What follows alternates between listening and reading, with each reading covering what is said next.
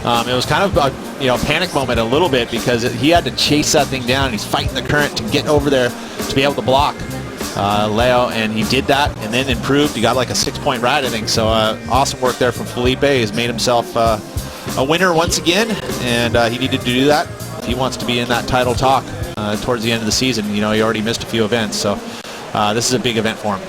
This is another big heat here. It is, well, it's a big moment as well as Alejo Muniz looks to glide into that wave and get stuck in the top part. So quick inspection of equipment. It is thundering out here.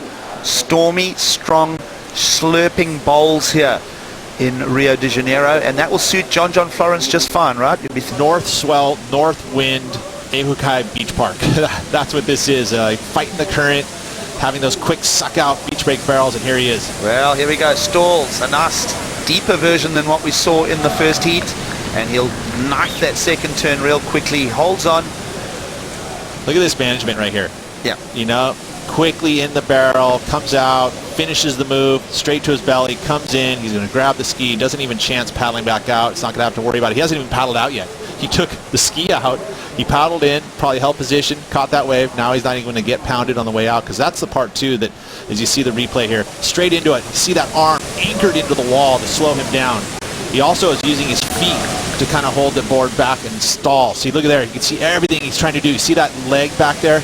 He's pushing on it so hard to keep him, and almost stops himself just so he can be in the barrel for the longest period of time. Waves, but there's some fun ones. Of course, there's some big barrels, and yeah. It must be tough when you're sitting there in the water, you see your dad waving you up the beach, but you can't get there. Yeah, definitely. It's so hard. Always looking to my dad. He's like, go, go. And I was like pedaling for 10 minutes, and I look at him. He was like, go, go. I said, oh my God, I can't do it anymore. Well, good heat. Congratulations on moving through. Everybody's obviously expecting you or hoping for you to repeat here. How would that make you feel? Well, he'll be in round 4. My apologies. Pete, we do owe the viewers an apology because that wave of John was a 6, but let's have a look at this one first. This is Alejo grinding out a working wave here. Yeah, 4.17, gets the snap, runs down the line, gets the closeout move, snap to finish. And as you saw there, had a little troubles getting onto the ski. This was the barrel again. So this one actually came in at a 6.0. We didn't see that first wave, so we didn't really have that. I thought that first score was a 3.33, which I was going, wow, judges are critical today.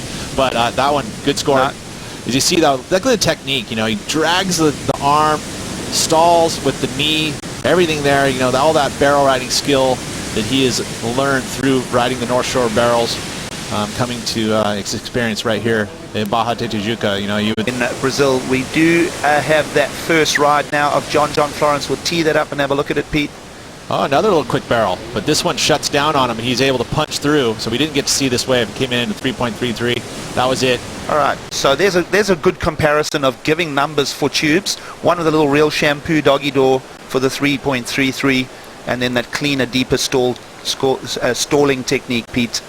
We know he's one of the most amazing surfers on the planet. That was actually his first Quicksilver Eddie Aikau event ever.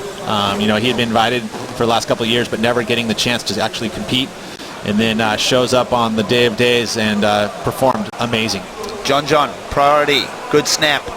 Threads it through the coffee broken cappuccino section here and squares it out. Oh, just a little micro stumble from John Florence there.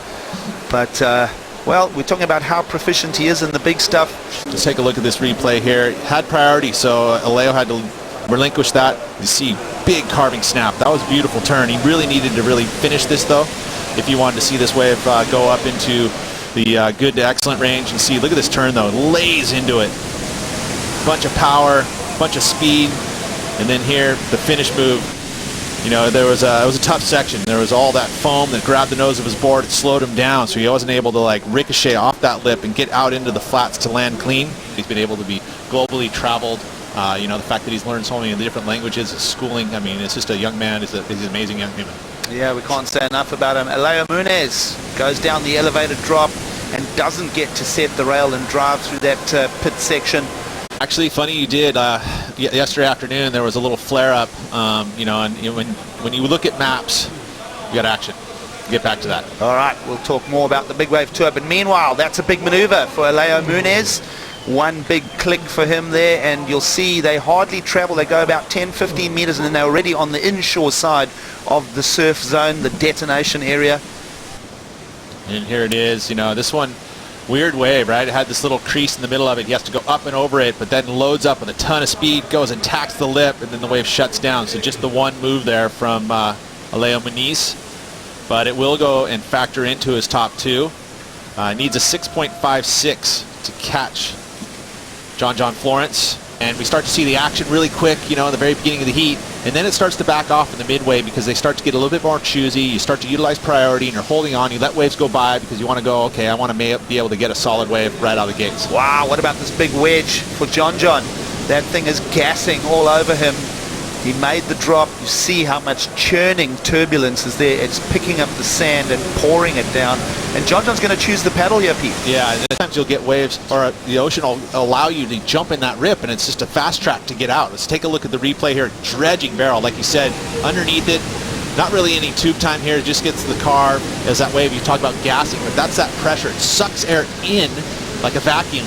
And then as soon as the pressure goes the other direction, it spits it out, just like, and that's what that ultimate in surfing, getting spit out of a nice barrel. So lost twice. That quarterfinals in the Gold Coast at the beginning of the season, you know, he is vouched that he is going for a world title. That's what he wants to do. He's focusing directly on this event. John, sneaky, climbs through a section. How much speed he is, so electric through the hollow sections. Now we'll pick up on Alejo Muniz. And he'll come through the section, gets throated. And it'll be two incompletes there, both surfers flirting with the barrel sections, Pete. Just a quick one there with John Florence. Let's have a re-look at that. See that late drop, pulls up underneath it, but no exit. I mean, that wave just clamped down on top of him.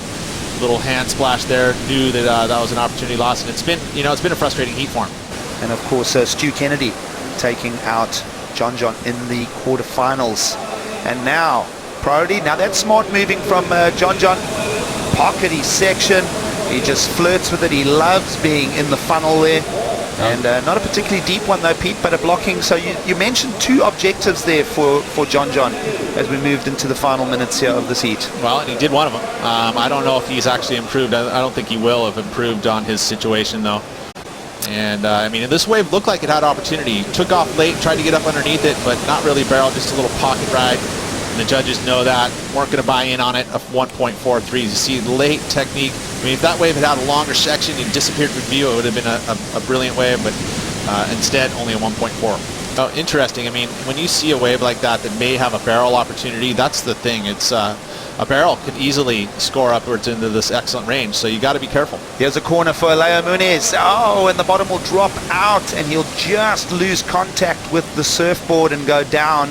So vital opportunity now goes a miss for Alejo Muniz.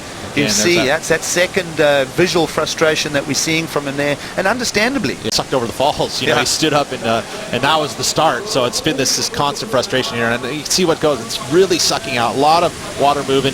The fins never engaged. Never was able to get down the line. And here he's again going down. You know, that's live action. So it's again very frustrating heat, but he's not out of it, right? I mean, it's getting to that point, but he's not out of it. The clock counting down, 15 now to go, and John will just keep shadowing and want to play this thing out for the last 10 seconds now. Look at that rip though, Pete. Yeah, and you can see that John's learned from his mistakes in the past events. He is not going to let anything go by. So nice work there for John Florence to take this heat win.